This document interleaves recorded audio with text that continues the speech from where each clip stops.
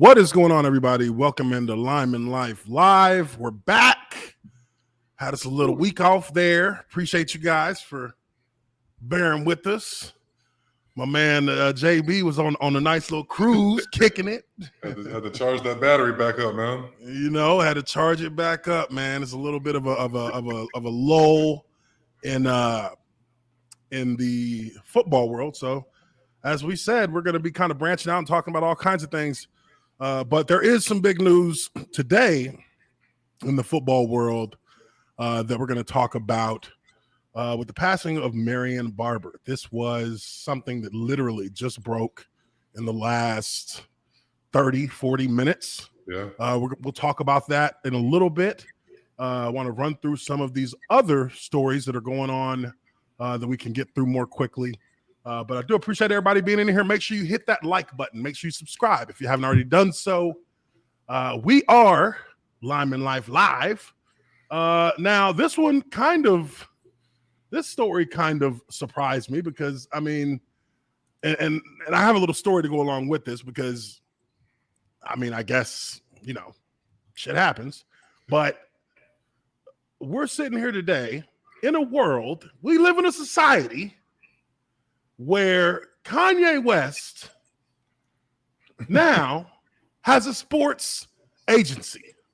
Kanye West has a sports agency, Donda Sports. Hey. And Kanye West has some pretty Aaron Donald and Jaylen Brown already signed. How does that happen? That's a pretty good, way to come out the gate. He came out the gate with just, I mean, come on. Now, people are talking about, Aaron Donald's situation right now, as we know it, is he may or may not retire. He wants more money from the Rams. He's not going to retire. He wants more money from the Rams. They're going to pay him more money because they need him. Yeah. Jaylen Brown, Celtics, they're in the NBA Finals. So he has two potential championship athletes, one who is a championship athlete, already on his sports brand. You know what agents do to try and get, top tier athletes to sign with them? And here you have a musician, an artist, who decides, you know what, I'm going to do sports. And he's already got two of the biggest names that you'll see right now in sports. But I mean, as a marketer, he's kind of, almost without parallel. I mean, maybe if Kris Jenner started a marketing agency, that would be, I guess, the best in the world.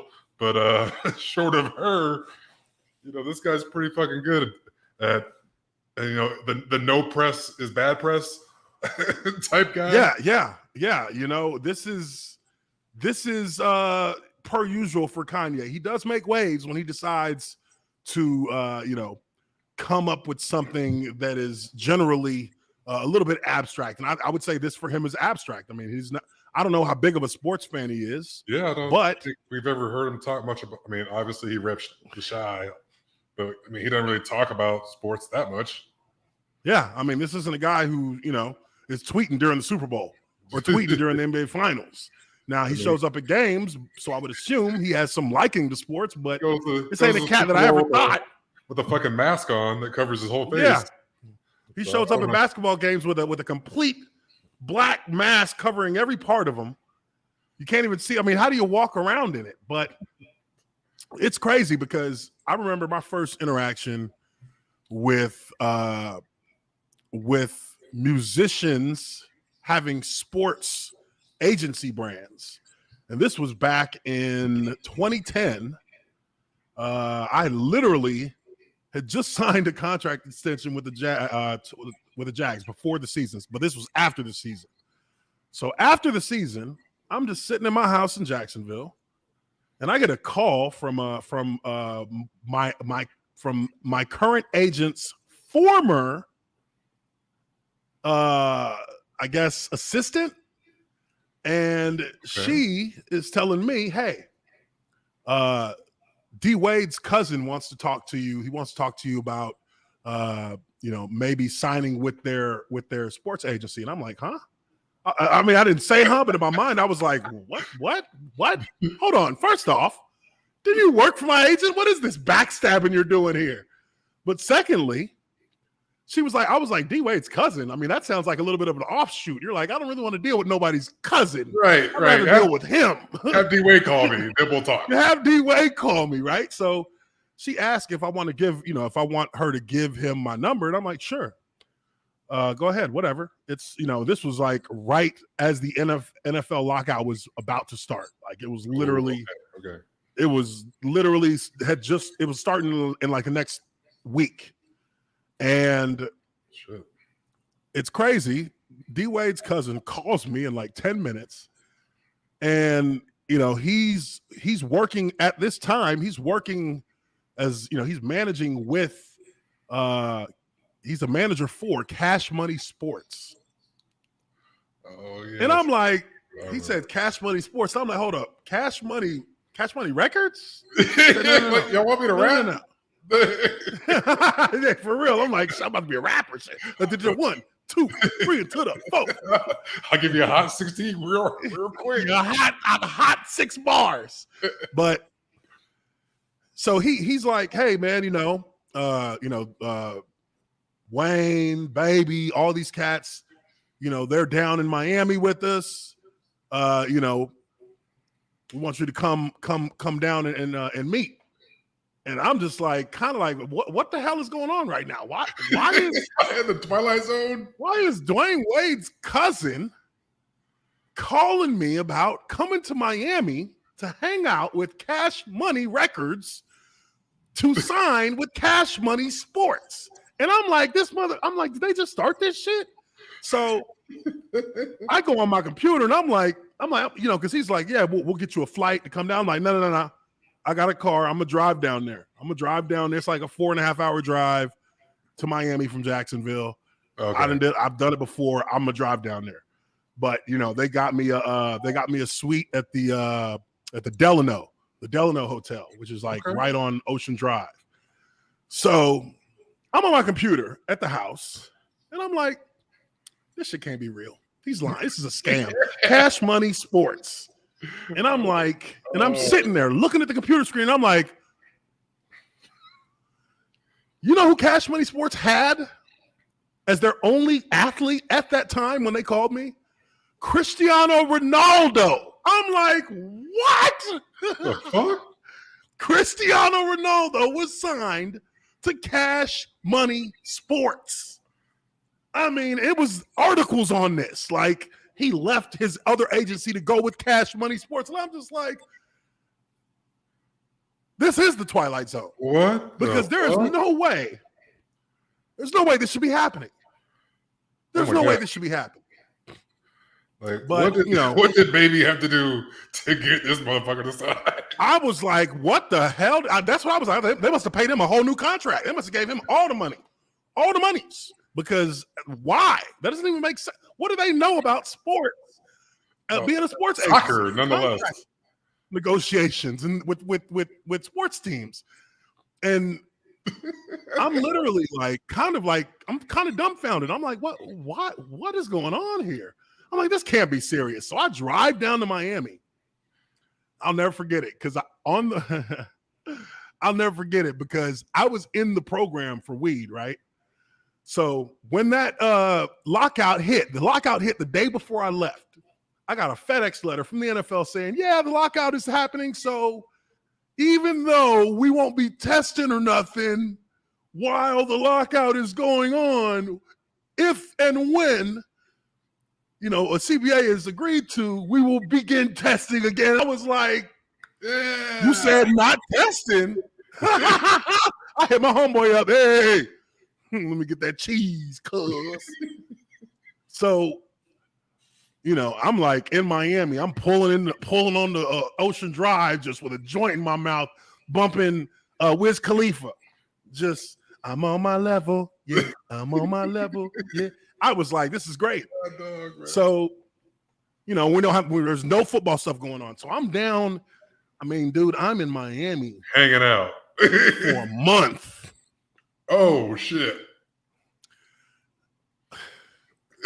This is a story for another fucking day, okay? And it's not one that I don't want kids hearing all this. But I will say, this was in 2010. I ain't gone back to Miami since. Because that's what a month of partying the way rappers party. I was gonna die. I was like, yo, I can't do this no more. Oh, wow. I'm never going back to Miami. I've never been back. I have not been back to Miami because of that. Because I had my fill. I had literally had the fill. You couldn't get. There's nothing else to do at this point. There was nothing else for me to ever go to Miami for again. So I haven't gone back. But, that was like my first encounter with this concept of having, a rap artist have sports agencies.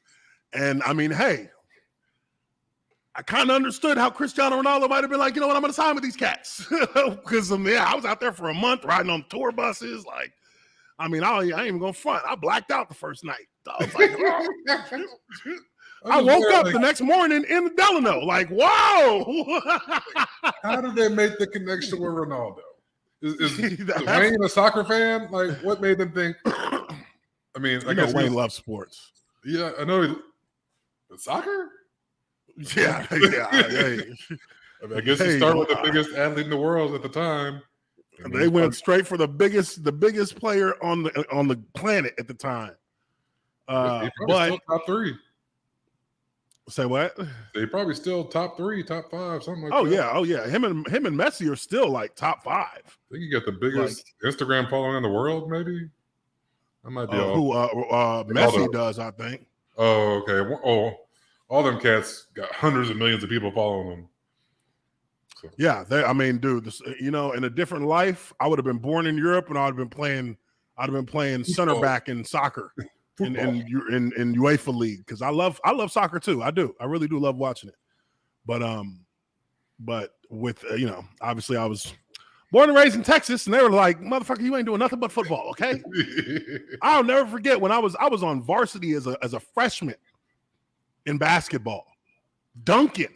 Man, I was like 6'2", 6'2.5", like 215 pounds. So I was like bigger than all the other cats. Yeah, and they had me at power forward, and we were doing tryouts, and a couple cats went up to try and dunk on the layup drill, and one he kind of threw it in, the other one he got stuffed by the rim, and I came up in that mug and I showed them that Niger, and I just jumped,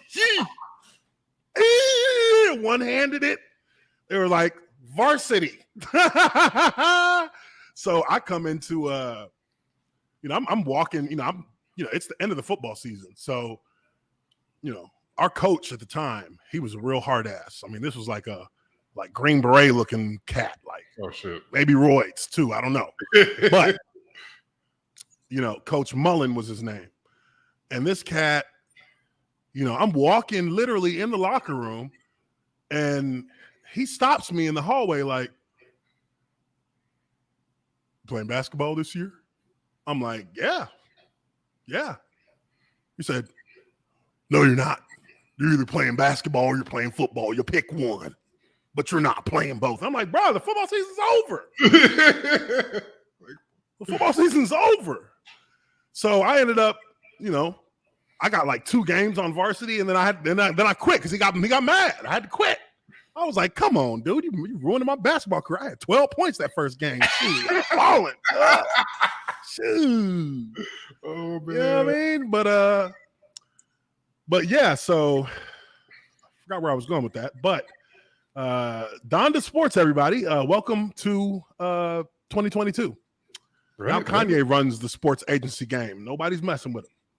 I mean, he's the second richest African American in history. And and he actually got that by ganking his white wife and her family for their money, because he went into that thing down 52 million. Right. See. And he came out a billionaire. Like, yeah, buddy. Oh my goodness. All right. Moving on.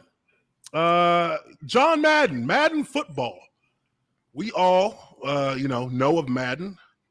I'll never say that I used to like Madden because I liked Madden in the 90s. Mm-hmm. I liked Madden in the early 2000s, but I really became a fan of NFL 2K quite fast because I had a Dreamcast growing up. So, I was playing NFL 2K from the first one. Right. So by the time it got to NFL 2K5, I was like, we just running this game better than, like, Madden's not even competition to us. This is just a better game. And then EA pulled the stunt, bought the license to the NFL to have exclusive NFL license, and Madden turned into a steaming pile of crap exactly a year later. So, as they say, was that. Yeah, exactly. So, but the brand of Madden is massive. Everybody knows that. It's a massive brand, and it is a loved brand. I actually do love the Madden brand for what Madden brought to the game, because it's a different game now than it ever was. It's not a Madden game anymore. It's just NFL football with Madden used as a marketing tool. Right. That's it. It's not, Madden 98 where where Madden's on the cover, where Madden is actually, the commentary, him and Pat Summerall for the game. Dude, that was one of my favorite football games of all time, Madden 98. I used to play that with my cousins. We used to fight each other over that. Like, we used to fight, so and even in the PlayStation 2 era, when you had Madden, Madden 03, Madden 04, like, we used to fight. I remember me and Melvin Bullitt, my old teammate, he played for the Colts. He was my high school teammate. I used to go to his house after school. I used to take on his whole family, and that was when it was a 2K football out at the same time. So I used to try to put them on the 2K football, and they would be like, "Nah, it's Madden, cuz. It's Madden, cuz." And I hated that. But they had a PS2, and it was brand new. So I was like, I'm going to be here every day. That's what we got. I'm going to be here every day. We're going to play this every day. And that's what we did. We played Madden every single day. And for the first, 2 months, they beat my ass. They took turns whooping my ass. His little brother whooped me. His dad whooped me. I mean, I'm like, golly, what is? I'm like, what? Because Madden just plays a little bit different than 2K. So it took me a amount of time to actually get the learning curve for how I played on PS2. But those were the glory days of Madden, and it's not the same now. But it is good to hear that the NFL, or actually that Madden, EA Sports, that they're actually going to put Madden back on the cover of NFL Madden NFL 23. First time since 2000. They stopped doing the Madden on the covers, and these exactly right here is what I'm talking about. This is what people, he was always on the cover. Yeah. Even when you had images of NFL players, you would still have Madden on the cover, and they did away with that. So, it's good to see it come back. But I just wanted to go through a little bit of this article real quick and talk about it, because, if we know what we know about EA Sports and how they operate, the one with him on the cover is going to cost $150, because that's what they like to do. That's what Madden likes to do. They like to jack the rates up for the Ultimate Editions, and they try to act like they are, it's some kind of special edition. But all they're going to do is give you some Ultimate Team cards to go with it. That's it. Maybe a little speech by Coach. They're going to have a little insert card on this one with the message about Madden. That's going to be it. But I think it's important that we do see Madden on the cover. We do actually see John Madden on the cover, because John Madden is a big part of why football is what it is today. He's probably a big top 3, the most important people in the history of football. Absolutely. How it got to be as popular as it is today. Yeah, he's got to be on the Mount Rushmore of the NFL.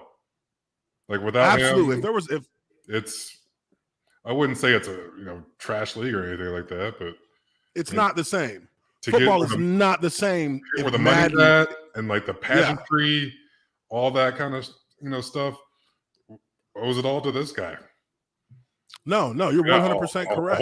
Whole fucking lot. 100% correct, because this guy not only as an announcer, not only as a coach, but as a visual representation of what football actually is. Yeah. He has done more for the game than most everybody from a mainstream standpoint.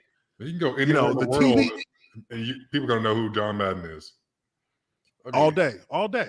He was in Little Giants, for crying out loud. Yeah. He literally cemented football from a pop culture standpoint and from just a mainstream pastime standpoint. It was always baseball before the NFL, took over the league, took over the sport, our pastime. Took over as our national pastime. It was always baseball. It used to now be, it's football. Dad goes in the garage, chugs a sixer, and watches football while, and mom had nothing to do with it. And maybe the kids might come back occasionally. But come on, man. Thanksgiving football. I mean, it took over a holiday. It took over a day of the week. I mean, all thanks in large part to this guy right here. Made it accessible to, the everyman and woman, if you will. So, tip my cap. I hope they do it right. You're 100% correct. It added a whole lot of. I hope they do it right. But I hope they get back to the basics. I mean, obviously they're going to throw in some, the story modes and all that kind of shit that they've kind of taken off with. But I hope to see this one, better than ever. Look, I'm not going to. I ain't holding my breath. I'm not going to even talk about this as a video game, because we know we're not getting a good video game. Anybody who knows good football video games, it's going to be garbage, just like last year's was garbage, just like the year before that, and the 8 years before that. So you're going to get an arcade game that's trying to pass itself as simulation football, but it's not sim football in any way, shape, or form, and it's not even close. Yeah, I'm copping this as a collector's item. Exactly. This has more to do with honoring the man than it does with the actual video game, because we know the video game is going to be trash. That's not in dispute here. Everybody who plays Madden, even the professional Madden players, quote unquote, they'll tell you this game is garbage, but they know how to manipulate it and break it so that they can win all the time. Right. But let's get into this article, because there's some things that I did not foresee when they're talking about when me and Justin were talking about this particular news article, and I think it'll be good for us to kind of run through this and just kind of give it a little bit of time here. So, in a homage to its namesake, the cover of Madden NFL 23 video game will have one person on it: John Madden. Madden, the Hall of Fame coach who died December 28th, will be on the cover of all 3 editions of this year's game: the $70, the $99, and the $150 Ultimate EA Sports Madden 23 honorary package. It says, which will be released in August. It's the first time in over 2 decades that Madden will be the focal point of the cover, which has trended toward using current athletes. We're thinking about this year's game and who was going to be on it. It almost became an obvious answer. I mean, duh, it should have. Right. The guy who actually named the game after? Yeah, y'all shouldn't even consider anybody else. Yeah, this is such a, come on. If you didn't, y'all would not sell a copy if y'all didn't. Come on. That's ridiculous. Sean Grady, the executive producer of Madden NFL, told ESPN, "I say that because we really wanted to celebrate Coach in the product this year and what he's meant to us for the 30-plus years that we've been using his name on our game. Madden last was the main cover person for the 2000 edition of the game, which was released in 1999. He appeared in a small box in the next 4 editions of the game with his signature and the All Madden logo off to the side of the main cover athlete before disappearing from the cover for Madden NFL 06, which featured Philadelphia's quarterback Donovan McNabb." Yeah, that was the year that they got the NFL exclusive license. They took Madden off the cover. Go figure. They said, we don't need to validate ourselves anymore. We can just... Yeah, we're just NFL now, EA then pivoted to using cover athletes for each year's cover. Kansas City Chiefs quarterback Patrick Mahomes and Tampa Bay Buccaneers quarterback Tom Brady shared it last year. Grady told ESPN putting Madden on the cover has been discussed only for this year's game, but said anything is possible, to be honest, about putting the former coach on the cover in the future. I think actually, I think that it's a better deal you have to honor the name. The man is no longer here anymore. So you got to honor his image, his likeness has to be honored because that's the game with Madden. You just say Madden. You don't even say NFL football in these games. You say Madden. So it needs to be Madden in some part of that cover, regardless of whether they use an athlete or not. It needs to be Madden. There needs to be a picture of John Madden on there somewhere. You know what I mean? But there's a word like for like Kleenex or Coke, things that become synonymous with the product, like name brands. I can't think of the word itself, and I'm sure someone will correct me. But to get to that level for the biggest news source in America, well, outside the White House, second biggest news source. This is me. That's annoying as hell. Sorry, guys. Let me work on that. No, that's all good. But to get to that level, you're doing something right. If you're, anything that's competing anywhere close to White House as far as press coverage, you're a big fucking deal. Yeah, when you say football video games, you say Madden. That is synonymous with football in the gaming world, just Madden. At the end of the day, now that he's no longer with us, you have to have some kind of rapport for that. And you have to show that. He needs to be a part of the covers moving forward, regardless. It says here, the cover for the All Madden edition has similar-looking young Madden holding a football, busting through what appears to be a paper full of X's and O's. On the side of the cover, it's in white lettering is "Thanks, Coach." Was that the picture here? Is this the cover? Is this the cover? This is the cover. Huh. Okay. I'll take that. I'll take that. I would have. I don't. You want the older, stately? No, not even the older. I want I want them to show him as the head coach on the sidelines. On the sidelines as the Raiders head coach, because at the end of the day, that's where it all began for him. As far as his exposure.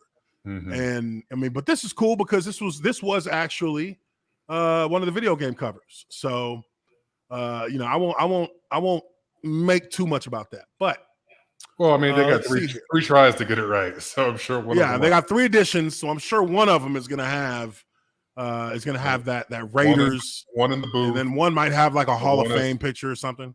Or it's bust or something. Who knows? Yeah. Making the Hall of Fame speech. Chuck Styles, a Philadelphia-based artist who has created exclusive trading cards for Topps on its Project 70 release, as well as many works depicting NBA players, designed the cover for the All Madden edition. The 2 other covers, not created by Styles, look at Madden as a coach and as a broadcaster. Boom, like I said. Yeah, there we go. The broadcasting cover has Madden in a blue shirt and tie, appearing to draw on a telestrator, which he was famous for during his career. Yeah, he absolutely was. The coaching cover has Madden, who coached Oakland Raiders from 1969 to 1978, lifted up by his players after beating the Minnesota Vikings in Super Bowl, 11? Yeah. Iconic picture there. They got him on their shoulders, and he's like, Yeah, everyone knows that. Yeah, that was excellent. That's an iconic picture. Let's see. It says, okay, let me see. The thing we wanted everyone to take away is that we're celebrating all 3 phases of Coach Madden's kind of legacy. Madden was immersed in the game from the beginning, demanding it be 11 on 11 and handing over his old playbook to game developers to create more realism. As the game grew, so did its influence on players. Many current NFL players say Madden was part of their upbringing. Detroit Lions defensive back Jeff Okudah told ESPN in 2020 that he learned football by playing Madden and that was a prideful point for the game's namesake. That's a lie. Not if he's a young cat. So he was playing Madden during the time that it was garbage. Sorry. He's lying. That gives you the satisfaction that you're doing something worthwhile, Madden told ESPN in 2021. You and everyone involved are putting in the time, and it works and influences people to not only enjoy the game, but to be able to play the game. It helps them become better players. Now, I will say that there was some usefulness to Madden in like kind of for me, like Madden helped me more easily identify coverages as a player. You know, because you could look at the diagrams and you say, okay, this is what, you know. Right. But then when I got to the NFL, you know, thinking there's way more nuance. So you might think that something is cover 3, but it's really like cover 3 buzz or cover 4, right. cover 4 high or cover or Tampa 2 sky, which is different than Tampa 2. Or now we're disguising stuff and rolling coverages. Yeah, rolling coverages, disguising, like how coverages or how disguises work. It's like a pin. It's like a drawstring. You pull on one side, and everything just rotates around. And you know, those are things you learn at the professional level. But it gives you a very basic, bare bones picture of it in Madden. Yes, you could see that sometimes, but it doesn't teach you how to play football because football don't work like that. Not in Madden. While many of the gameplay features for this year's edition haven't been announced, Grady said the opening experience will have 2 versions of Madden from the 1970s, coaching against each other. One leading an all AFC Madden team and the other leading an all NFC Madden team at the Oakland Coliseum. Now, all that's EA Sports stuff that I don't really care about right there, but I do want to read this part out because they just so conveniently happen to put it at the bottom of the article. But I mean, I'm not going to complain. You save the best for last. You know, save the best for last. As part of the cover announcement, EA announced its $5 million donation to the John Madden Legacy Commitment to Education. Will be split with $2.5 million going to nonprofit organization College Track, Girls Who Code, Street Code Academy, and Mission Bit to support 5 years of programming in the science, technology, engineering, art, and math space. The other $2.5 million will help create the EA Madden Scholarship, which will work with the United Negro College Fund to provide scholarships for students at 12 historically Black colleges and universities.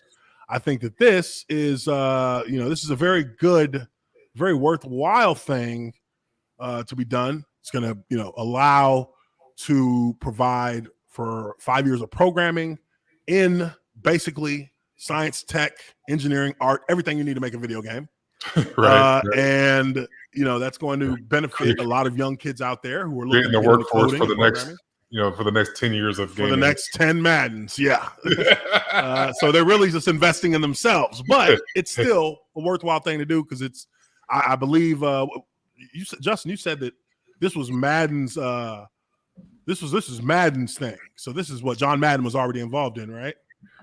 I believe so. So, I mean, just from this little blurb, I'm assuming that whatever his, philanthropic endeavors were, I mean, surely they would have been in line. Hopefully, EA would choose something to be in line with what he was already doing. So it seems as if, this was one of his, passions.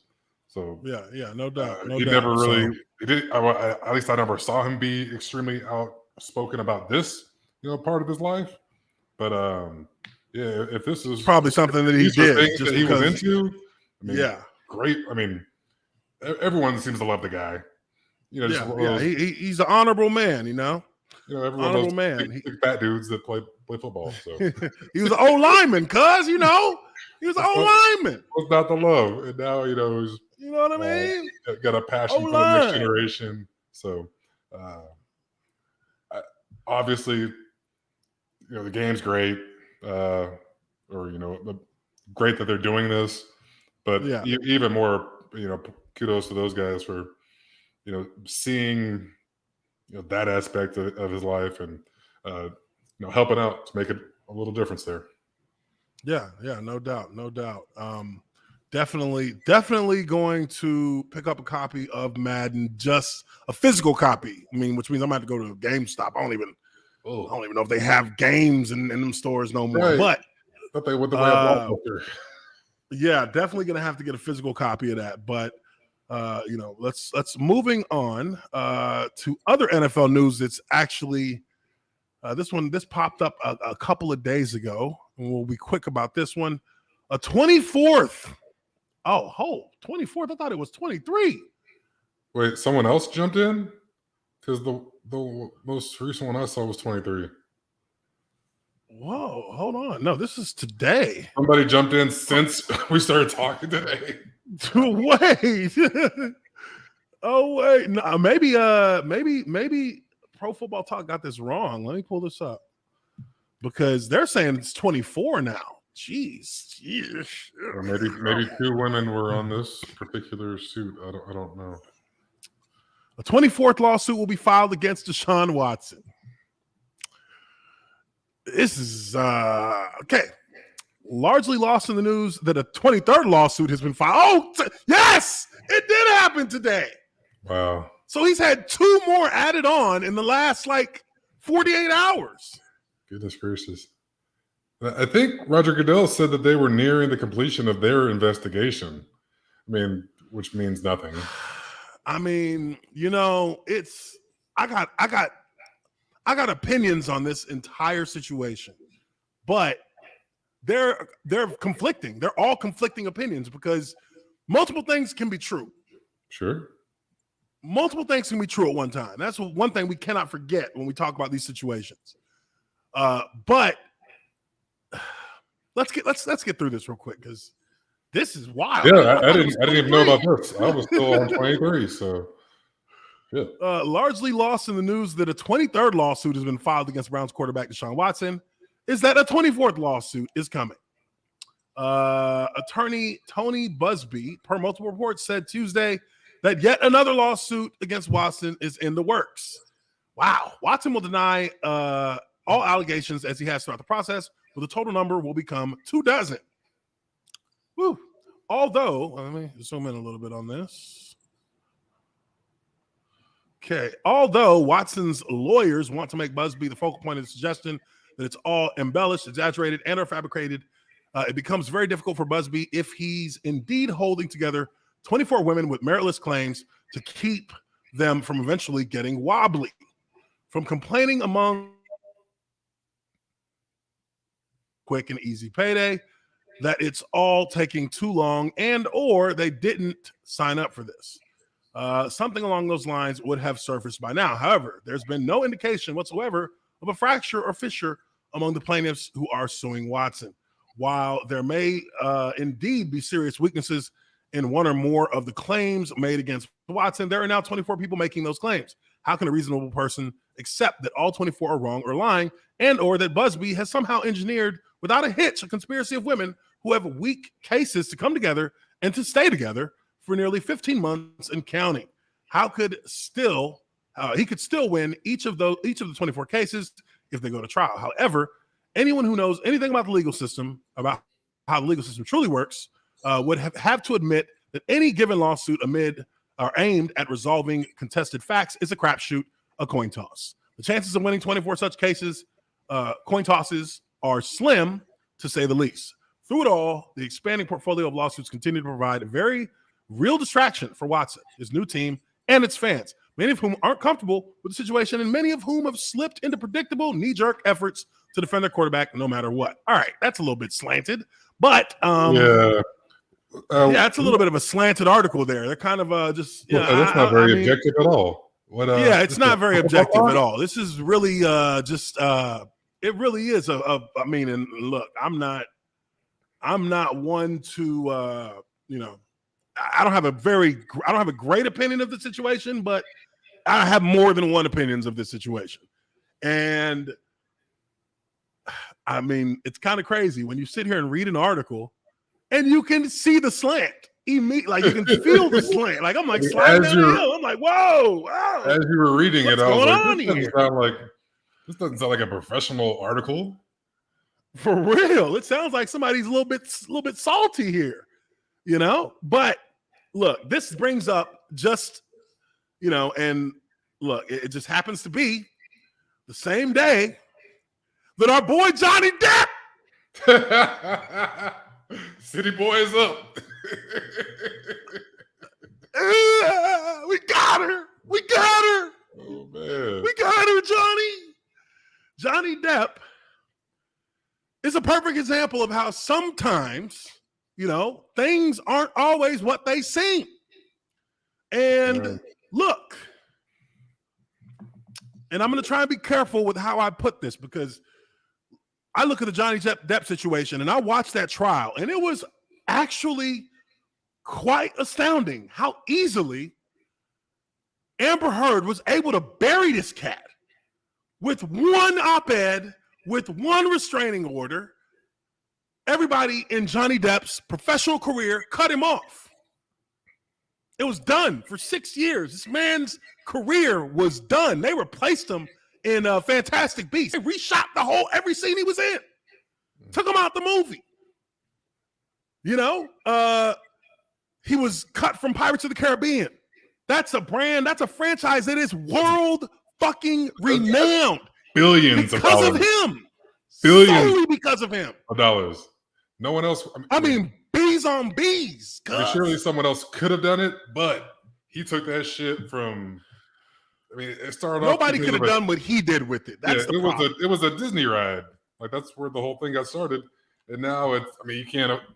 It's like in the lexicon of our generation. You can't avoid it. This guy was literally ruined, and people are finding out now. But I've been, hey, sometimes when you got a lot of time on your hands and you go down some rabbit holes, I was watching YouTube videos from different YouTubers. One of them was the Umbrella Guy, and Yellow Flash, and some others who I can't remember at the moment. I know a few, actually. I know a few of them who were doing it. So shout out to them who all put up their channels to try and help, kind of bring that to the light for the public. But for going back 3 years, dude, 3 years ago, I remember I was watching these videos every day where they got more evidence. They had the recordings after their divorce. They had the recordings of her saying all this stuff about she was whooping this cat. And I'm just like, oh, so what? How is what? I didn't really understand what was going on what with the op-ed thing that she was talking about, how she's a survivor of this and that, when the whole Me Too movement was in full gear, and people just grabbed onto that immediately, and it destroyed Johnny Depp. It destroyed him completely. His career was cut. He was he was truly canceled. If you want to talk about cancellation, that was being canceled in the worst way. Not being canceled because you were being held accountable, being canceled because you was being lied on. Right. And I never thought it would get to this, because when I was watching these guys' videos and just kind of seeing how all these dots were connected, I'm like, he already divorced her. So what can he do? Right. She's already put it out there. What can he do? And then there was the UK civil case. In the UK, he filed a libel suit against the Sun, which is like a salacious tabloid in the UK. And he lost. They said he was a wife beater, and he sued them for that. And he lost that case. They wouldn't let him present half the evidence he had. And there was a connection between the judge and the attorney's kids, or somewhere along there was a connection. Oh, wow. So it's a little bit shady, but they said he lost. He lost it. He was suing them for, it's going to be hard to get that on a press publication, because obviously, First Amendment. They stay lawyered up. And they stay protected. The government is very, just courts are very, you would have to be on a reasonable doubt for them to give him that. So, this is against a UK court system that is actually far easier to prove those in. They said no. He comes to West Virginia, or Virginia, I don't know where one of the Virginias, and which is a little bit more balanced in how they handle defamation cases. And man, when obviously the whole world has watched this thing as the testimonies came out. I mean, it was just like, yo. I mean, this chick was lying. And not only was she lying, like they even broke it down to the pictures that she was submitting as evidence. She might be looking at perjury because the pictures that she submitted as evidence, they had forensic investigators look at the pictures. They're all altered. They've all been altered. They've been altered. None of them are the original. They couldn't. Well, they found the originals, but the originals were different. Like there were pictures that she was saying, "Oh, this one was a picture where she supposedly had a bruise on her face, right?" Mm-hmm. But one was like where you can't see anything. It doesn't look like there's a bruise at all. But then the one right next to it, which is literally the exact same picture, literally with a different filter on it, that makes the side of her face look red right here, all red. I mean, the hair strands even are the exact same. I was looking at it like, yo, you don't really copy and paste that with a different filter? Like, how do you think you're going to get away with that? There are people that they have who will come in and like somebody, it got them that far. I mean, obviously, it got her through the divorce. It got her through the UK trial and the divorce. But I mean, when it came to, this is libel, dude. Like, it's crazy how to the booth review. Yes. Now, the crazy thing is, again, and this is where I'm coming back around. I'm going to make my way back to this Deshaun Watson situation in a moment. That's how you got to see how there can be possibilities here. This woman, like, literally made stories up, made them up about the police, like about how she was injured, how he had like punched, bruh. She said that he headbutted her so hard that she thought her nose was broken. There was blood everywhere. He punched her in the face over and over. He shoved a freaking bottle up her vag. And it's like, yo, so after all that blood and all that pain and all that broken, all your nose being broken, all that shit you went through, how come you ain't go see a doctor? How come you didn't get your injuries treated? There's no record of you going to a hospital. There's no record of you going to EMS. There's no record. The nurses that you actually employ came to see you within 3 days of that incident, you suppose, and they said you had no injuries on you at all. Oh man. The very next day after you say he broke your nose, you were at a fucking like premiere with him. And you had covered it up with makeup. Bitch, stop. You ain't covering up a swole ass eye with makeup. There ain't enough concealer in the world. and exactly. And she slipped up in her testimony so many times. They ripped her apart. She talked about it. She had a bruise kit that she used for makeup. She actually misspoke and called it a bruise kit, but then she kind of like went back on it and said, no, I just call it a bruise kit. This is what I use to cover up the bruises. Now she showed this little her lawyer showed this makeup. I saw and it's like the company came out and was like, we didn't make that till 2 years after he was divorced. Yeah, didn't exist or some shit. Like this dumb bitch. You dumbass. Like, it's like how okay, so and really to bring this thing full circle, at the end of the day, you have to remember your lies. And that's not easy. It's not. Yeah. So with all these things that happened, the lawyers for Johnny Depp literally just went back and double checked literally everything she said with anybody and everybody who knew or was there. And they all, unless they were like her family, which was her sister or her quote unquote best friend, everybody else was like, no, we ain't never seen him touch her. It was actually her, like always going at him. Like I actually seen her catch this motherfucker with a hook, like socked him in his shit. You know, who was her fucking lawyer? Like, hey, her lawyers were terrible. This sounds like day one type shit that they're talking about here. Make sure your story's straight. I've never been in court, but it seems like that's kind of important. Hey, look, none of this would have happened if she wouldn't have wrote that op-ed. She would have got her money. She would have been out the door. He gave her $7 million, right? Ooh. She said that she donated $7 million to the ACLU and the LA Children's Hospital, to 3.5 each. That's easy. She said this on talk shows in Europe. She said this on talk shows in the US. She's only paid them $300,000. They said she was like, well, Johnny sued me. And it's like, yo, you had the money for 13 months before Johnny sued you and you ain't never donated. She said, I pledged it. Huh? She said, yes, I pledged the entire thing. Yes. We're like, whoa, what you mean? Hold on, this video we just showed said you donated it. She said, yes, that's right. Correct. I pledged the whole thing. And it's like, whoa. She's like, I use pledge and donate synonymously. And the lawyer was like, Miss Heard,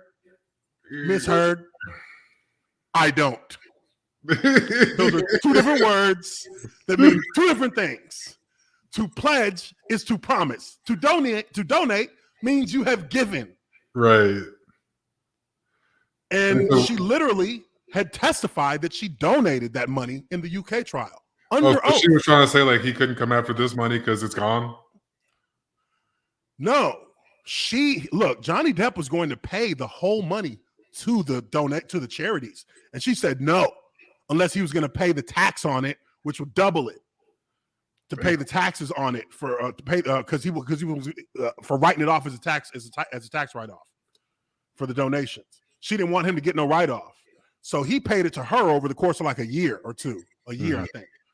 And she had it for 13 months and didn't donate none of. Elon Musk. She was dating Elon Musk. She suckered Elon Musk old simp ass into donating $500,000 to him. You know what? Look, I don't care what nobody says, bro. And look, I respect what Elon Musk does as an intellect, quote unquote. Even though I feel like he's more of a scammer these days. I mean, dead ass. Like what he's been doing in the last few years, fucking with the markets. That's he's like manipulating some shit and doing some fuck shit. Real talk. Doing some fuck shit. But it will never change. Motherfuckers who don't get no pussy will give up everything for pussy. Yeah. And when a lame gets that type of money, like yes. When a lame gets that kind of money, don't get it twisted for a second. You take that money away from Elon Musk and put me and him in the same room, I'm bagging everything in there. He ain't getting nothing. He ain't getting nothing. You know what I mean? Oh, but wow. this is the kind of thing that she was doing to cats. She got, and Johnny Depp donated the first $100,000 when they divorced, and then Elon Musk donated $500,000 to both charities. So it's like you simping like a little sucker, and she's over here just rolling around probably the world. Look, the bitch had a fucking surrogate mom have a kid for her in this time. Oh, wow. I didn't know that. You know what I mean? That costs money.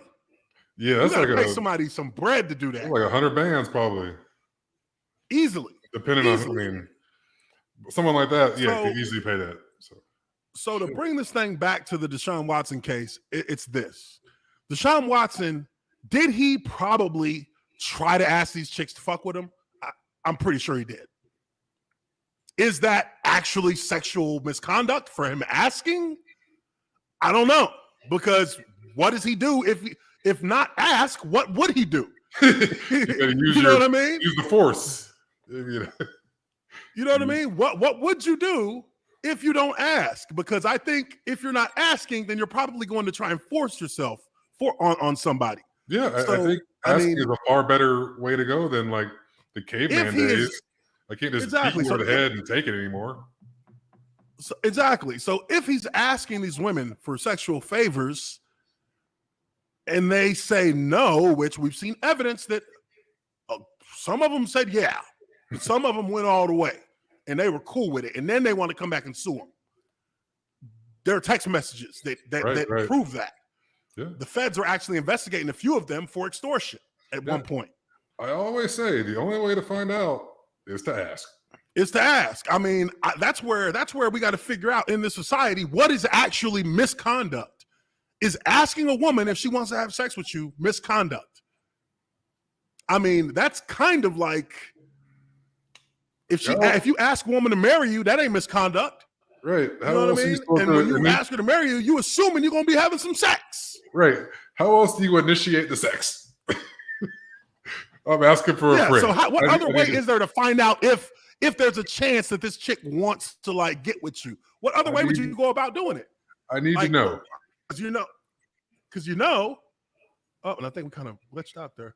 Because if you think about this, if you don't say nothing, or at least hint or insinuate at something with the girl that you're out on a date with, or you feel like y'all are vibing and whatever it may be, you don't do nothing, and you kind of just I didn't, you're scared to ask or some shit, or scared to see what's going on, what she's doing after.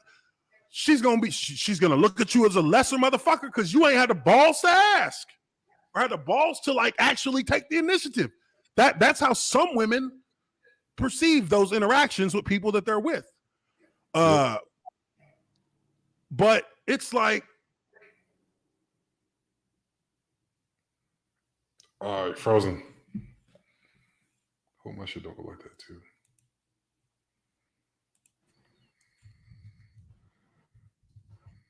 Okay. Oh, we're back. Not sure what the hell happened there. All right. So, and I don't know where we kind of like the connection kind of went a little fuzzy there. But in this society, that's where we're at right now, is what exactly is the rules of the game when it comes to men and women, or just relationships in general. It doesn't even have to be just men and women, but just in general, where does this actually where is the intersection of appropriate and criminal? Now, many will say, hey, when you're getting a massage, don't ask to get your dick sucked. That's completely out of line for when someone's rubbing you down, rubbing your naked body down. I would tend to agree. I would tend to agree with that. You don't want to do that unless, let me not even say unless, for some motherfuckers start saying some shit about me. No, we all know the stereotype / stigma of that.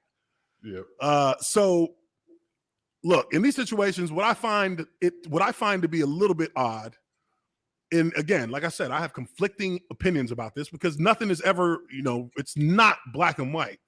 Exactly. A lot of these women, most of these women, continue to go to this guy.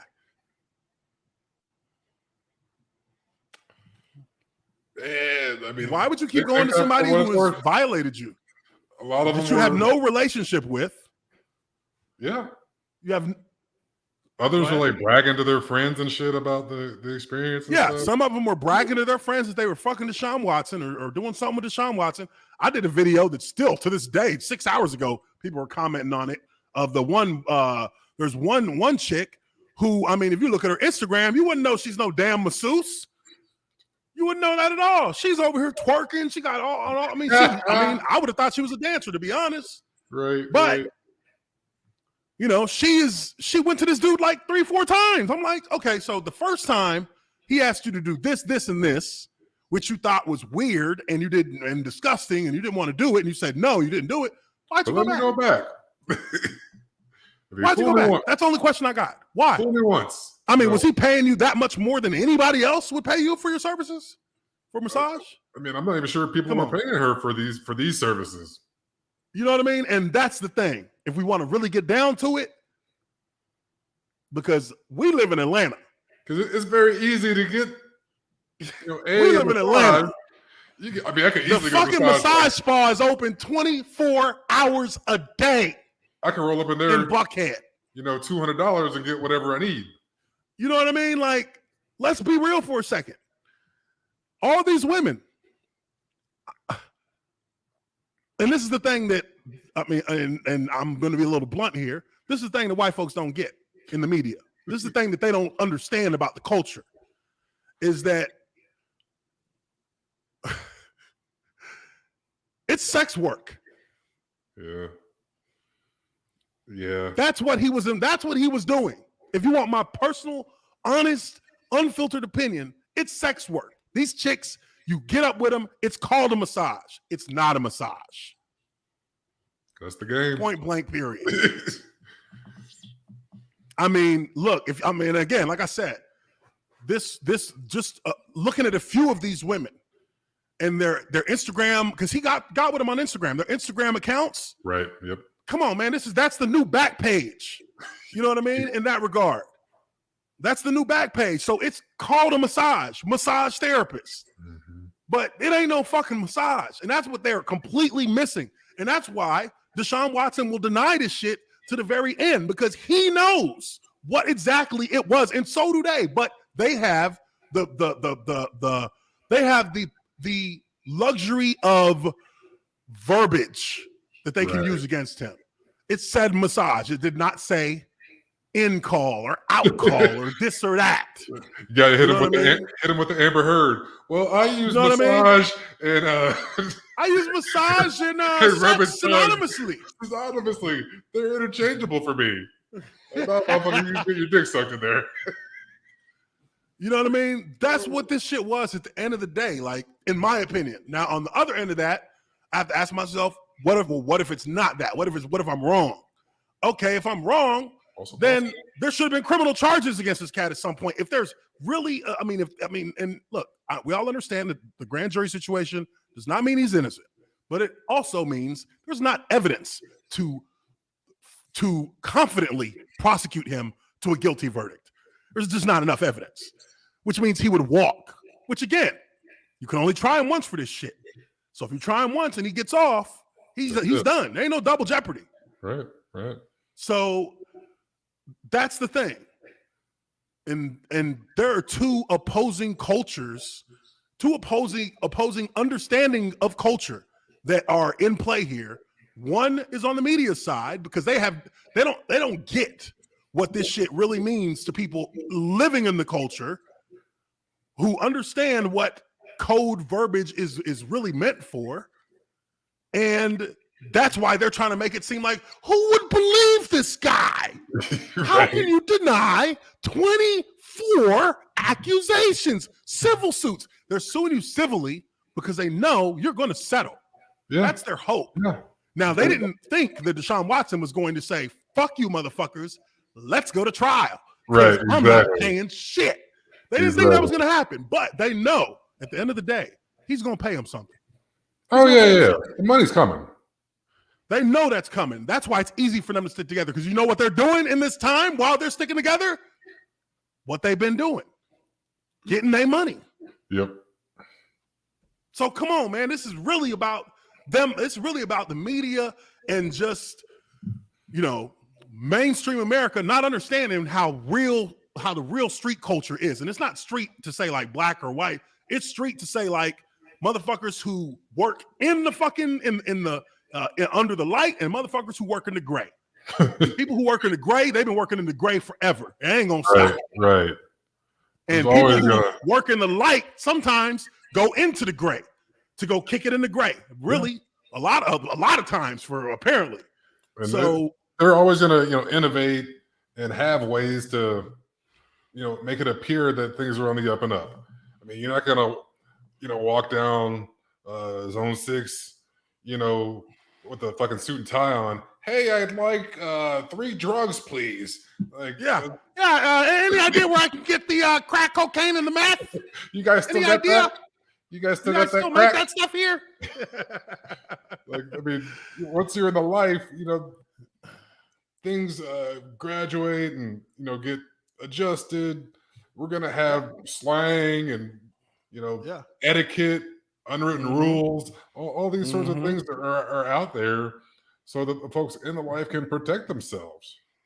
Exactly. These are people who are working to survive. They're working to get by, and they do it in within the boundaries of civilized law, and in the gray areas where people can where cash actually rules, where cash actually changes laws.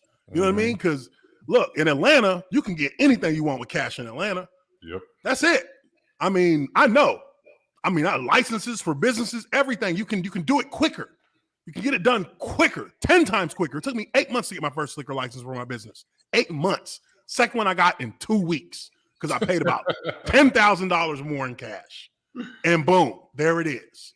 You know what I mean? So, it's not a matter of did he actually, in the way I see it, it's not a matter of did he actually like violate these women? Because if that was the case, there would have been somebody who their situation would have been a little bit different than the others, where there was, one encounter and it was, and there's family members to back up and other people who witnessed, just the distraughtness of the victim, because it's a traumatizing thing to be violated. Everybody knows that. So, it's a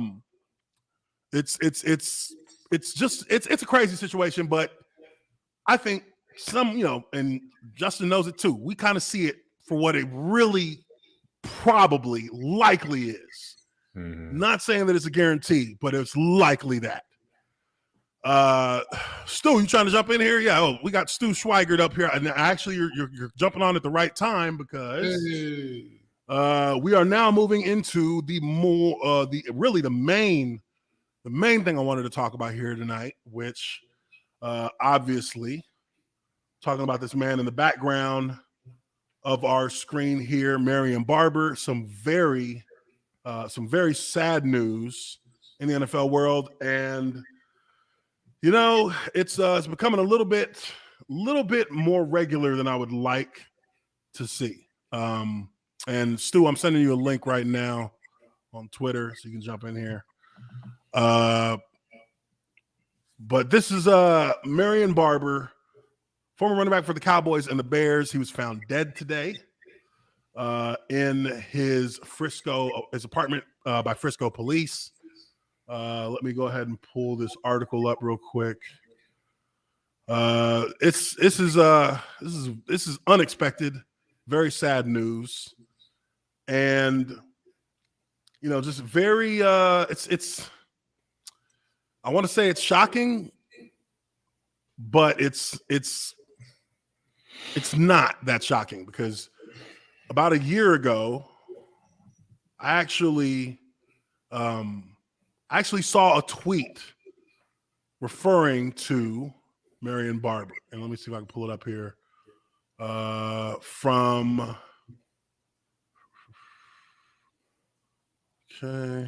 Des Bryant. And this was something that I thought I saw it and I was like, this is a bit ominous. This was July 2021. Yeah, almost a year ago. Because as I watched this video, and me knowing exactly how Marion Barber's life is going right now today is why I built @Personal Corner. I can't even enjoy it because he's down and out bad. We are just a stat and moments to most people. And that's right. This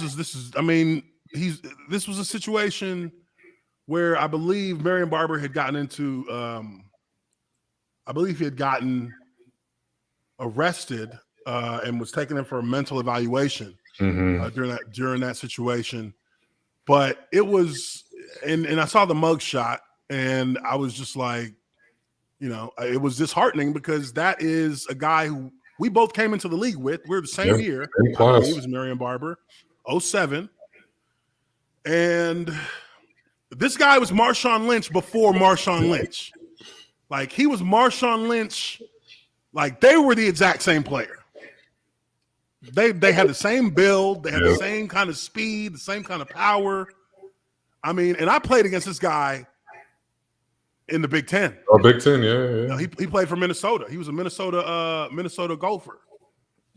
And him and Lawrence Maroney, I'll never forget. Oh, there was one year where I was actually, this was the year I was suspended. So I'm watching on TV our games, and we went up to Minnesota to go play them. Man, them boys had 200 yards rushing before. They had 192 yards rushing at the halfway through the second quarter. Shit. It was, I was like, whoa, what's going on here? Like, Lawrence Maroney and Marion Barber were just running through they were running through brick walls. I mean, you just see bodies go rolling, and there they go. They keep running. They still running. I think they both had like over 1,000 yards rushing that season. That seems right. I remember them being a huge deal. Yeah, they both had over 1,000 yards rushing that season. And it was just like it was the talk of the college season for the most part. because it was just so unheard of to have. Minnesota wasn't shit, but they won a lot of games because they just ran the ball so much. Yeah. They didn't throw the ball for nothing. Shorten the game and beat the hell out of you, bludgeon you. They just kept running. This guy was, and this guy is a beloved Cowboys player. Like fans, Cowboys fans loved Marion Barber. Bears fans, probably not so much because of the situation with the Broncos, where they're trying to get in the playoffs, and he actually fumbled the ball that gave Tim Tebow a chance to be a fucking hero. And you know how much I hate Tim Tebow. So let's take a look at this article here. Stu, you coming in? If you get in here, I'm gonna be reading this article, so I may not see you. So let's take a look at this article here. Again, this is shocking. This is shocking, but it says here, former Dallas Cowboys running back Marion Barber found dead in his apartment by Frisco police. All right, here we go. He was 38. Former Dallas Cowboys running back Marion Barber was found dead in his apartment by Frisco police on Wednesday. Per multiple sources, the cause of death is unknown.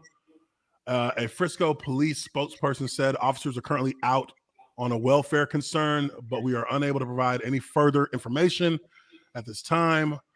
Barber was 38. His birthday is June 10th. So, I mean, this was 10 days away from his birthday. This is fucking crazy, man.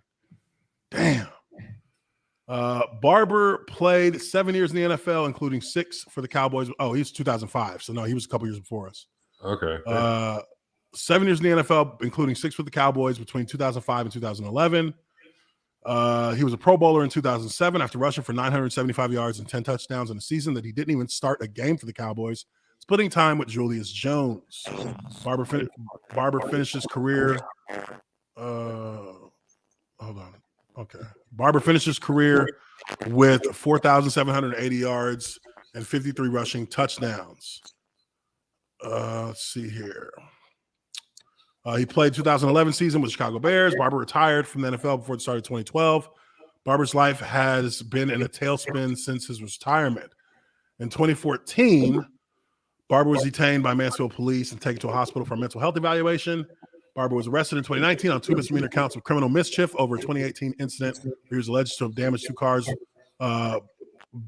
two cars while he was running in Frisco. And the 2 incidents occurred in 2018,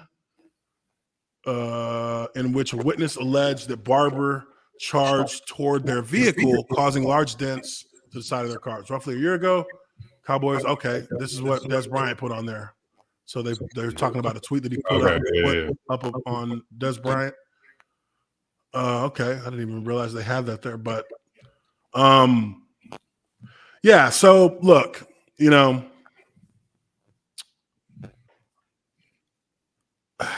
CT. Yeah. CT. And obvious answer. Definitely condolences to his family. Rest in peace, Marion Barber.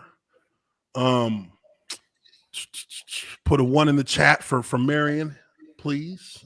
Folks, show some respect for that man.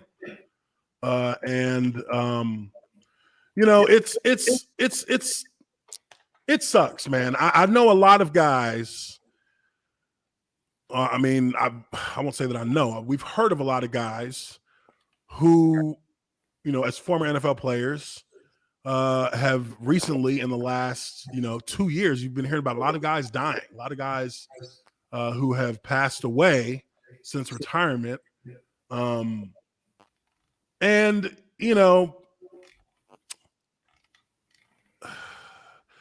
media covers it, right? But it's never really, you don't hear, there's not a real dive into these deaths because there's an underlying common denominator in a lot of these situations, and it is the mind state of the player. Mm-hmm. And the mind state of the player is generally one that is fractured and broken. And, look, we're all human beings, and we're no different than the next person.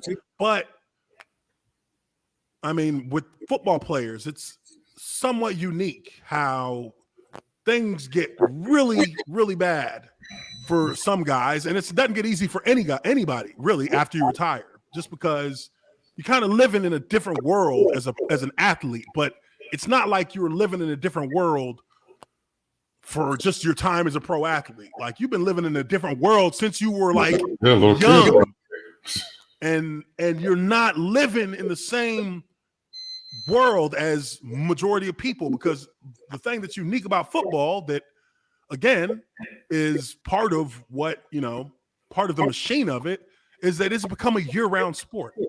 It's not even about, your off season lasts like a month, and then you're back training, you're back working out, you're back at the facility, you're back at OTAs, you're back at, it just keeps going. And every level of the sport has taken that framework that the NFL has, and they're all using it now. So every level is just continuously throughout the year, football. And you're insulated from a lot of true reality. And for a lot of guys, I mean, myself included, once I retired, it was a fucking shock. I was like, you're just kind of in space. You just feel like, okay, so what the fuck is next? Like, I'm 30. Like, what am I doing? 31. What am I doing? Like, you just kind of like, you go through an identity crisis now, and that's on top of everything else now becoming, you start having to deal with like true responsibility, which is not the easiest thing in the world. It's not easy. Yeah, especially with no training whatsoever. No training. Nobody prepares you for this shit. Like, and I don't want to sound like, I'm just aloof of what other people deal with in their daily lives. So I know everybody has their daily life, but ours as football players, it's a little bit different, because you are really kept out of the real timeline of the world. You're moved away from that. You're in a building all day. You don't really ever see anything that doesn't have to do with football for more than a couple of like an hour or two a day. Right, tops. You happen to be eating, lunch or something, maybe catch a little bit of news. And in a lot of ways, it's similar to the military. Like, when you see these vets that come back from fighting wars, and they've actually like looked into some of these things, like football players and military veterans have similar pathways that they go down when they are introduced to a world without the military, or a world without the sport of football. Both of the system of football is built, designed, and fashioned directly after the military. It's a hierarchy, and it's a doctrine that you're indoctrinated to. Like, this is what you believe from the get to the go. And that's what you believe. So some of the best coaches and leaders have come from like the military academies. Yeah, back in the day, less so now. Landry, you think of those names. But back in the day, definitely some of those old cats were, coming out of West Point and all these sorts of things. Highly regimented, and disciplined philosophy. I mean, John Wooden's pyramid of success is. I mean, that's literally the blueprint that the military uses to help indoctrinate the military soldiers to the way that they should view life. And that's how it's used on football players. This is how you should view life. That's where and in the NFL, because it's such a relentlessly competitive level of sport, where you are threatened, you are pressured, there's so much on the line for everybody personally and mentally in that world to compete, to be productive, that when you move out of that, and it's not an absolute, but when you move out of that, a lot of guys, it's hard to kind of like turn that off and start like looking at the world from a different point of view, because You just don't have, it's just not how you're wired anymore. Like, and for me, you know, I didn't start playing football until I was a sophomore in high school, but I had always loved football. And just getting it, you know, I bought into that kind of doctrine the moment I put on a helmet. Like, I bought into it immediately, like full-heartedly.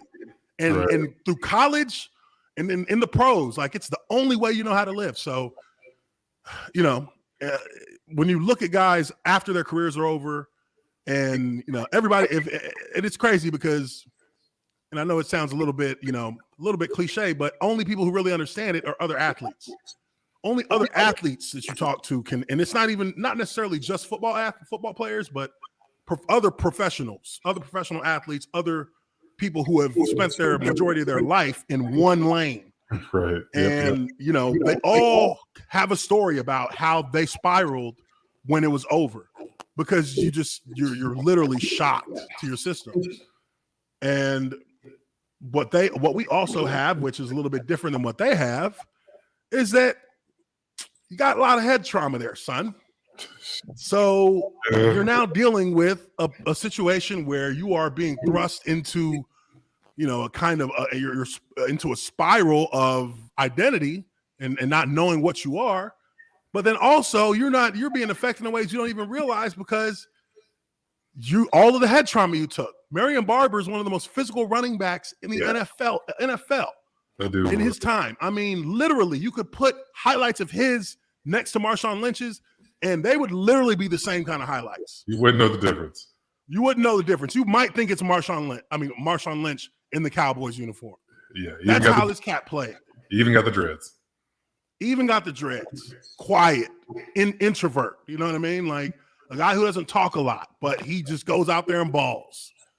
And you know, really, man, it's sad, because I look at, you know, Marion Barber here, Vincent Jackson last year, Demaryius Thomas.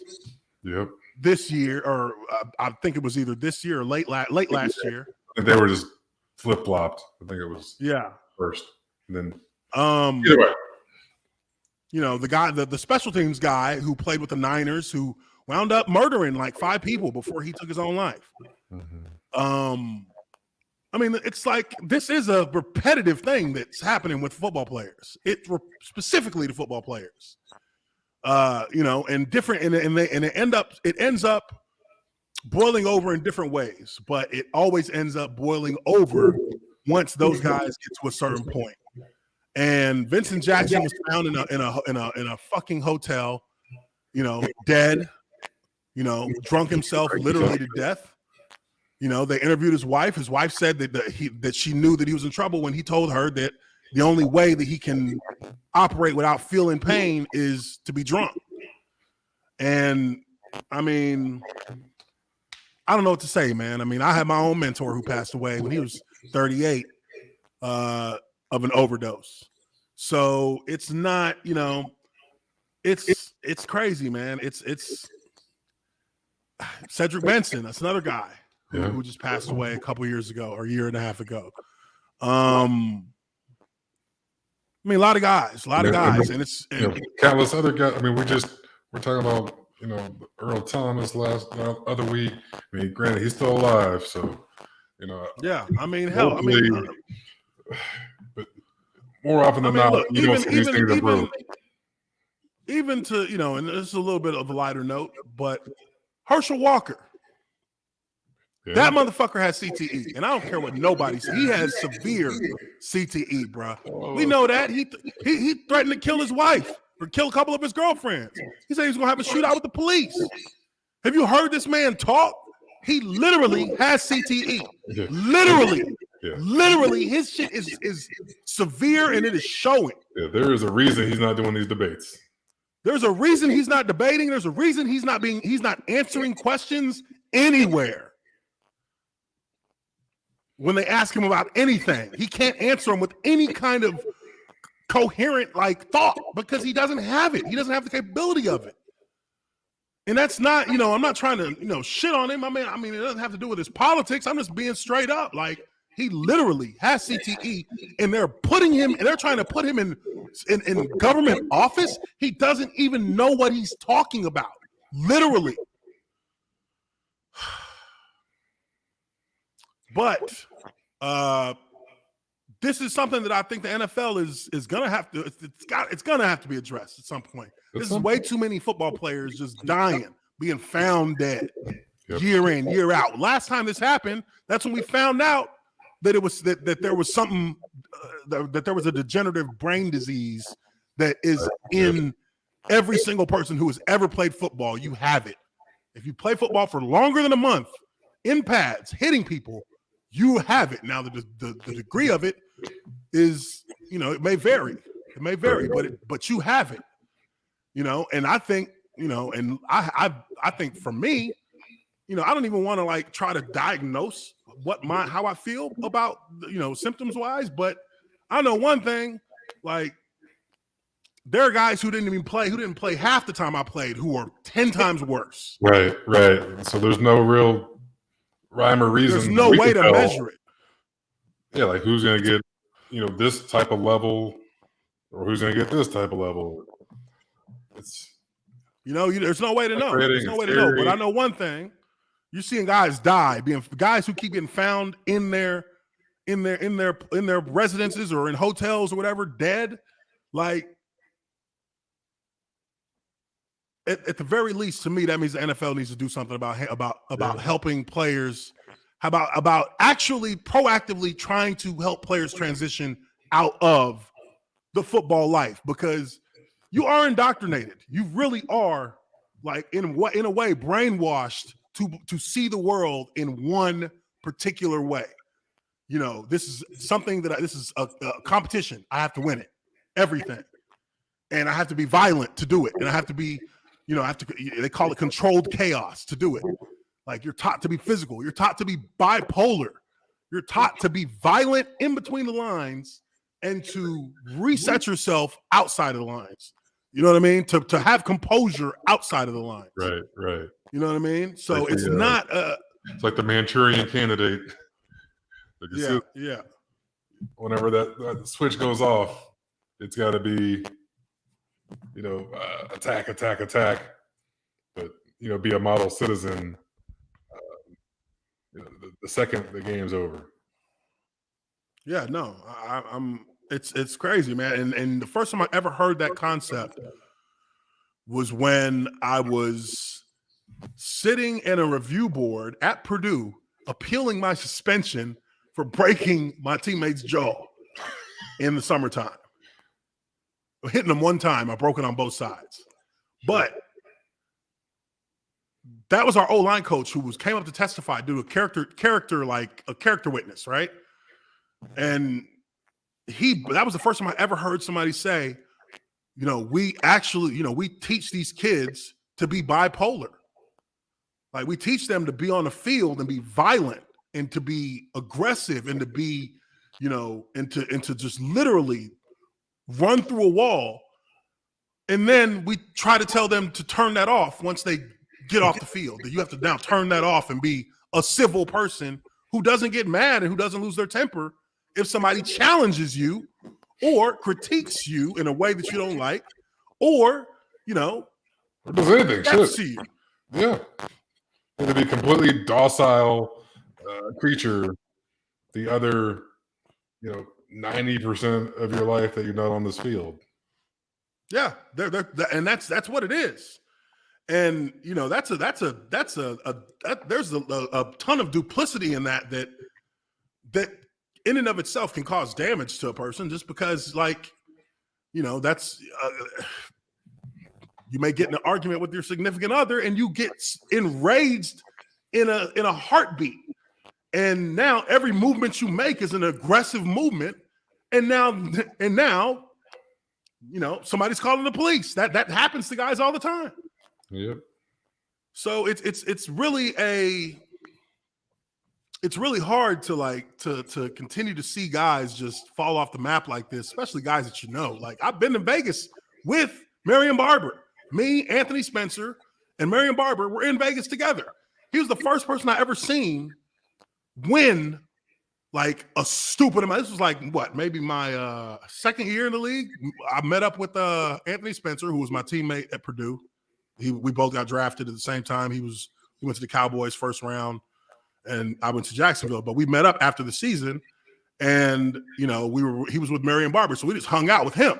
Yeah. And this dude is on the crap tables. First time I ever seen a cat win $400,000 on the crap tables. Like, I don't even know how to play craps. I'm just looking like, oh my God, all this money he's winning. Let me get a piece of this. Yeah, I'm like, yo, let me throw a couple. Yeah, here, here's some chips from me. Just flip my money for me. But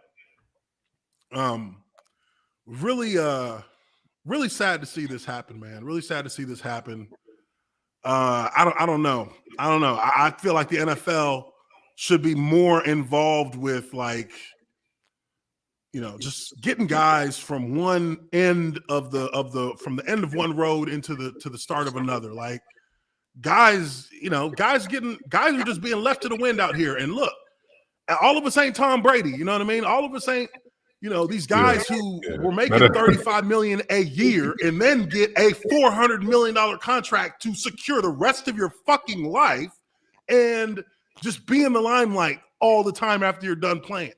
He's the 0.5% of the 1% of NFL elites. Yeah, that's the thing. And that shit doesn't happen for hardly anybody. It don't happen for nobody except for those kind of guys. You know what I mean? And for everybody else, this is a guy who put his time in with the league. This is a guy who is beloved amongst, Cowboys fans.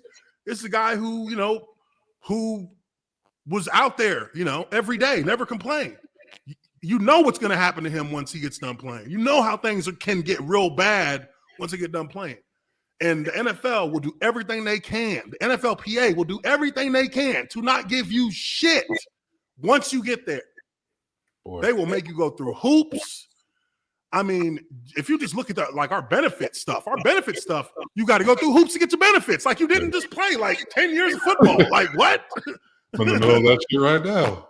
You know what I mean? Like, you're trying to get your line of duty and shit, right? Yeah. They're gonna make you jump through hoops to get money that they owe you. Right. You're the one who are part of building this fucking league. That to get benefits, to get medical benefits, benefit that you're entitled to. All the shit. Yeah. Goodness gracious! You think I'm trying to get a fucking doctorate degree, writing dissertations and shit? All this stuff. They're gonna make you go through all kinds of bullshit, and then they're gonna have somebody else who ain't never played football, who ain't never been on the field, who is just a medical or some kind of professional, look at all this data and say, yeah, you can give them the money or no. I know guys who have failed multiple times on their line of duty. They played longer than I did. Yep. And they failed multiple times. And I know guys I was one time on my line of duty and they were like, give them the full thing. I was like, y'all better. Y'all see this shit? You see all these tears and crushed bones in my shit? Y'all better give me my line of duty. Shoot. But, this is what happens. And when it goes, when you have situations where guys don't have lifetime health care, like, guys like Marion Barber, myself, Justin, we don't get lifetime health care. After 5 years, they cut that shit and you paying for everything. You know what I mean? So this is a guy who was having issues mentally, and we'll find out soon enough what the cause of death was or what the situation was, at least get a picture of it. Right. But it was already clear that he needed help. And people knew this. Well, the NFL don't step in to help. NFLPA don't step in to help. They're gonna tell you to call somebody. They're gonna tell you, they're gonna send you an email from somebody. Hey, how can I help you? Oh, well, no, I don't want to get on a fucking Zoom and sit there and talk with y'all for 30 minutes about nothing. Like, no. But hey, I mean, it's a CYA league, Yeah, that's the truth, man. And it's unfortunate that we've lost another guy who, I mean, damn, you just never expect to hear about this with this guy, with this kind of player, a guy who had notoriety in the league. But again, it chews you up and it spits you out. So while you're in it, that's why I don't get mad when these guys be like, I ain't playing. Hold out. Give me way more money. You know what I mean? Security. And just like you know, they're taking it all from you. They're taking everything from you physically and mentally that they want. So make sure you get paid accordingly, you know, and it's not even to say that there was, you know, I mean, we don't know what the situation was, but again, you're giving up your mental fortitude. You're giving up your mental, like, operational strength. Like your CPU is going to be damaged when you get done with this severely, potentially. So you need to make sure that you're going to have enough to at least you're going to get paid enough to take care of that, or at least try to maintain it or manage it as life goes on, because it's not going to get easier, because everything else you're still going to have to deal with. And then that. So yeah, just, you know, what are your thoughts, man? I know I've been over here rambling. No, I'm right there with you. I just get pissed off, man. I get pissed off because I'm like, you know, every time I, you know, and I remember last time I said something like this about the NFLPA, they hit up my email and was like, yeah, so we saw, you know, hey man, just wanted to reach out. You know, we know that you have your show and just wanting to see if there's anything you need from us. I'm like, motherfucker, I'm like, bitch, why are you emailing me? Emailing me for, man? Come on. Oh, wow. Fuck out of here, man.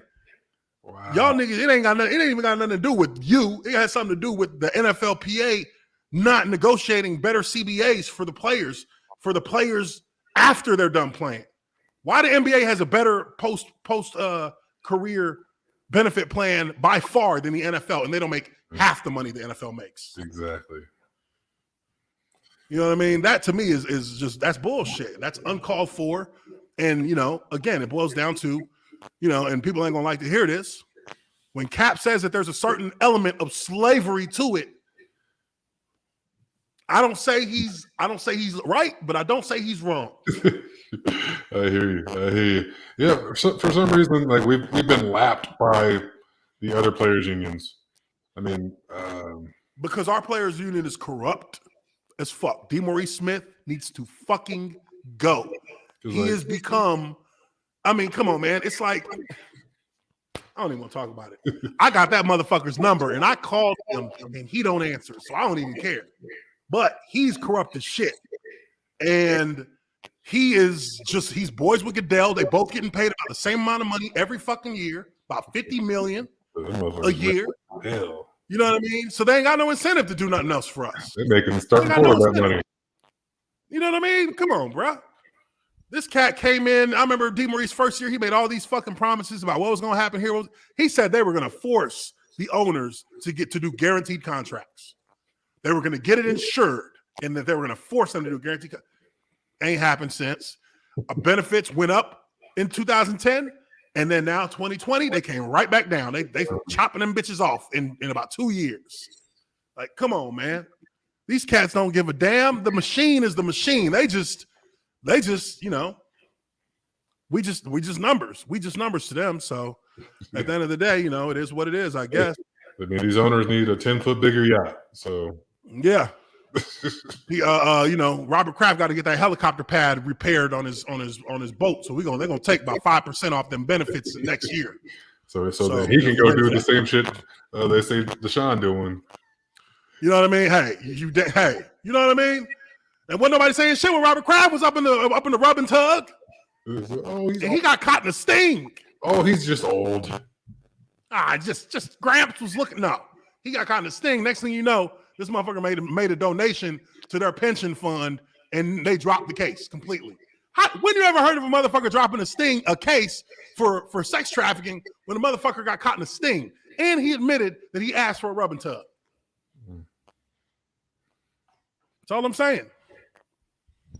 That's all I'm saying.